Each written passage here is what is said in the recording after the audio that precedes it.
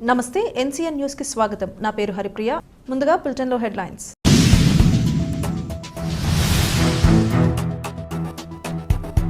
వరదల వల్ల నష్టపోయిన ప్రతి ఒక్కరిని కూటమి ప్రభుత్వం ఆదుకుంటుంది. పౌర సరఫరాల శాఖ మంత్రివర్యులు నాదెండ్ల మనోహర్.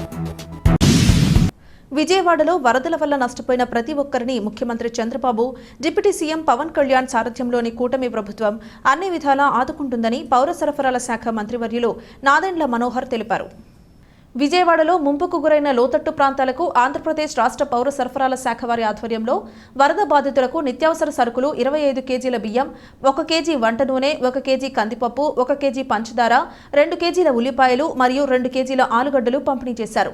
ఈ కార్యక్రమంలో పౌర సరఫరాల శాఖ మంత్రివర్యులు నాదెండ్ల మనోహర్, విజయవాడ ఎంపీ కేశినేని చిన్ని, వ్యవసాయం, సహకార మరియు మార్కెటింగ్ మంత్రివర్యులు కింజరపు అచ్చెన్నాయుడు, ఆంధ్రప్రదేశ్ రాష్ట్ర పర్యాటక, సాంస్కృతిక మరియు సినిమాటోగ్రఫీ మంత్రివర్యులు కందుల దుర్గేష్ మరియు civil supplies managing director Veerapandian తదితరులు పాల్గొన్నారు.